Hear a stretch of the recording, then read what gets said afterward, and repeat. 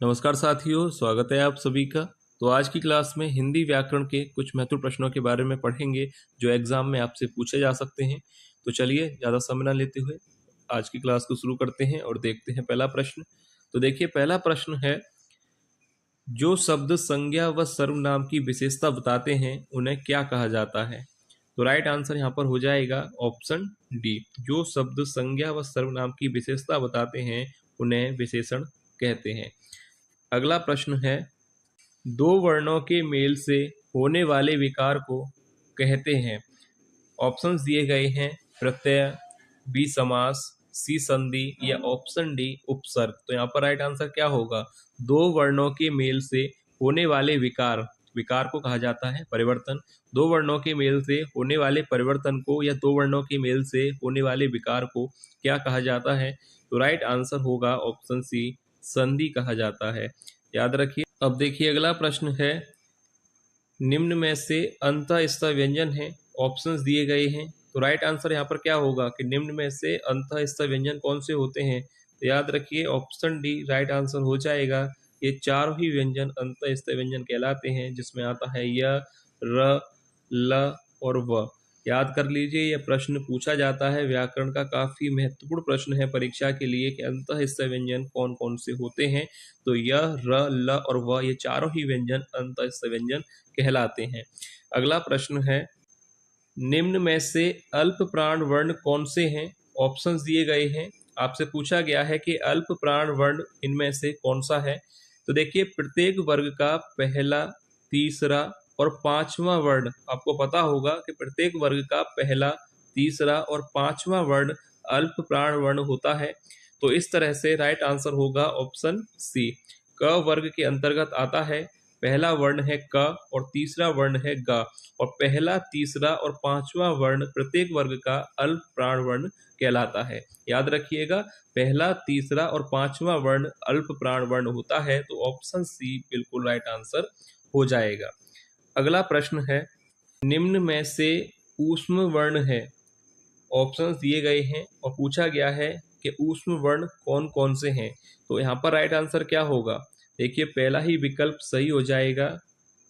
याद रखिएगा, यह वर्ण कहलाते हैं ऊष्म वर्ण। और ऑप्शन सी य, र, ल, व अभी आपको बताया था, य, र, ल और व कहलाते हैं अंतःस्थ व्यंजन। ये दोनों ही प्रश्न परीक्षा के लिए काफी ज्यादा महत्वपूर्ण हैं और ये पूछे जाते हैं कि ऊष्म वर्ण कौन से हैं। तो याद रखिएगा, ऊष्म वर्ण होते हैं और अंतःस्थ व्यंजन होते हैं। आपको बताया था ऑप्शन सी। ठीक है, ये वर्ण कहलाएंगे अंतःस्थ और ऑप्शन ए राइट हो जाएगा ऊष्म वर्ण। अगला प्रश्न है, वे शब्द जो धातु या शब्द के अंत में जोड़े जाते हैं उन्हें क्या कहते हैं? जो शब्द धातु या शब्द के अंत में जोड़े जाते हैं उन्हें क्या कहा जाता है? संधि, प्रत्यय, उपसर्ग या समास। तो सरल प्रश्न है, राइट आंसर हो जाएगा ऑप्शन बी। क्या कहलाते हैं? प्रत्यय। जो शब्द धातु या शब्द के अंत में जोड़े जाते हैं वह प्रत्यय कहलाते हैं। ऑप्शन बी राइट हो जाएगा। अगला प्रश्न है, निम्न में से जंगल का पर्यायवाची शब्द कौन सा है? ऑप्शंस दिए गए हैं, अनिल, कुसुम, कानन या बहन। तो देखिए, जंगल का पर्यायवाची शब्द आपको बताना है। तो राइट आंसर हो जाएगा ऑप्शन सी, कानन। याद रखिएगा, जंगल का पर्यायवाची शब्द है कानन। अगला प्रश्न है, विराम चिन्ह का क्या अर्थ है? ऑप्शन ए रुकना या ठहराना, बी बैठना, सी चलना या डी इनमें से कोई नहीं। तो देखिए, विराम चिन्ह का अर्थ होता है रुकना या ठहराना। ऑप्शन पहला ही सही हो जाएगा। अगला प्रश्न है, विराम चिन्हों के उपयोग से किस बात का पता चलता है? ऑप्शन दिए गए हैं, कथन या लिखावट के प्रभाव एवं स्पष्टता का, बी वाक्य गठन सुंदर, सी लेखक की मनोदशा या डी लिखावट में सुंदरता। विराम चिन्हों के उपयोग से किस बात का पता चलता है? ऑप्शन पहला ही राइट हो जाएगा। यहाँ पर पहला ही विकल्प सही होगा, कथन या लिखावट के प्रभाव एवं स्पष्टता। ठीक है, पहला ही ऑप्शन यहाँ पर सही हो जाएगा, कथन या लिखावट की प्रभाव एवं स्पष्टता। अगला प्रश्न है, उड़ती चिड़िया पहचानना मुहावरे का अर्थ है। ऑप्शन ए बहुत अनुभवी होना, अच्छे बुरे की पहचान बताना, या ऑप्शन सी दूर की बात जान लेना, या ऑप्शन डी शिकार में कुशल होना। उड़ती चिड़िया पहचानना, इस मुहावरे का अर्थ क्या होगा? तो राइट आंसर हो जाएगा यहाँ पर पहला ही ऑप्शन सही होगा, बहुत अनुभवी होना। उड़ती चिड़िया पहचानना मुहावरे का अर्थ है बहुत अनुभवी होना, पहला ही ऑप्शन राइट हो जाएगा। अगला प्रश्न है, जहाँ उपमेय में अनेक उपमानों की शंका होती है वहाँ कौन सा अलंकार होता है? ऑप्शंस दिए गए हैं संदेह, यमक, रूपक या भ्रांतिमान। जहाँ उपमेय में अनेक उपमानों की शंका होती है, तो यहाँ पर ध्यान दीजिएगा कि शंका होती है, शंका यानी संदेह, तो यहाँ पर राइट आंसर क्या हो जाएगा? ऑप्शन पहला ही सही होगा। जहाँ उपमेय में अनेक उपमानों की शंका होती है वहाँ संदेह अलंकार होता है, पहला ही ऑप्शन राइट आंसर होगा। अगला प्रश्न है, जहाँ उपमेय में उपमान की संभावना की जाए वहाँ अलंकार होता है भ्रांतिमान अलंकार, रूपक अलंकार, उत्प्रेक्षा अलंकार या उपमा अलंकार। जहाँ उपमेय में उपमान की संभावना, यहाँ पर ध्यान दीजिए, संभावना की जाए और संभावना की जाए वहां पर अलंकार होता है उत्प्रेक्षा अलंकार, ऑप्शन सी राइट आंसर हो जाएगा। अच्छा प्रश्न है, परीक्षा के लिए पूछा जा सकता है कि जहां उपमेय में उपमान की संभावना की जाए वहां पर उत्प्रेक्षा अलंकार होता है। अगला प्रश्न है, निम्न में से किस व्यंजन ध्वनि के उच्चारण में नाक से अधिक श्वास निकलती है और मुख से कम? यहाँ पर प्रश्न पूरा नहीं है ये, और इसको पूरा कर लीजिएगा।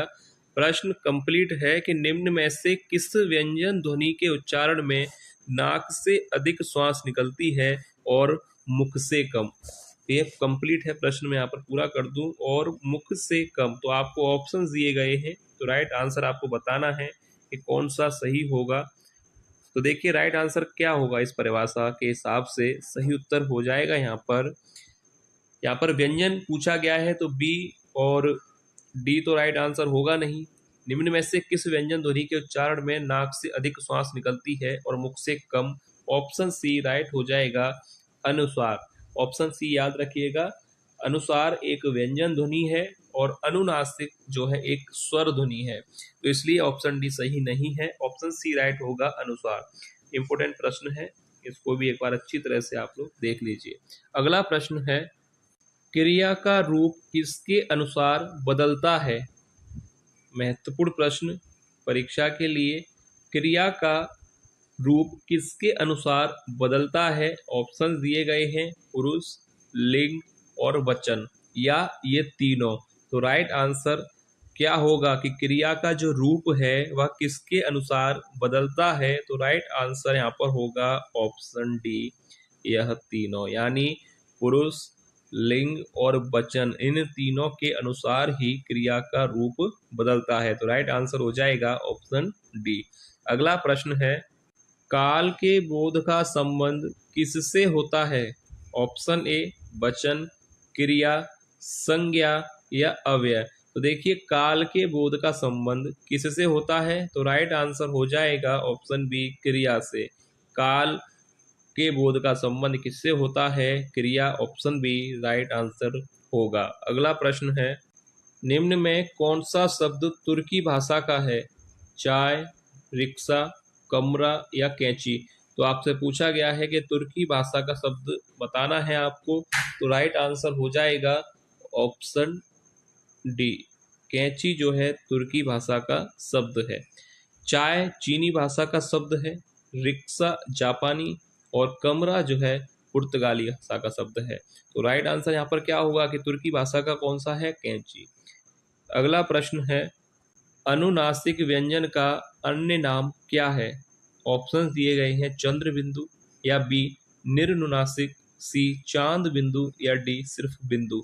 अनुनासिक व्यंजन को अन्य नाम क्या है? अनुनासिक व्यंजन का अन्य नाम है चंद्र बिंदु। ऑप्शन पहला ई यहाँ पर राइट आंसर हो जाएगा। अनुनासिक व्यंजन का जो अन्य नाम है वह है चंद्र बिंदु, याद रखिएगा, पूछा जा सकता है प्रश्न आपसे, तो ऑप्शन पहला ही यहाँ पर सही हो जाएगा। तो ये है वीडियो का लास्ट प्रश्न। उम्मीद है आपको वीडियो पसंद आई होगी। जो भी विद्यार्थी पहली बार क्लास ले रहे हैं, चैनल को सब्सक्राइब जरूर कर लीजिएगा, क्योंकि इसी तरह के प्रश्न चैनल पर कराए जा रहे हैं, तो आप सभी चैनल से जुड़ सकते हैं। तो चलिए मिलेंगे नेक्स्ट क्लास में ऐसे ही और महत्वपूर्ण प्रश्नों के साथ। तब तक के लिए धन्यवाद।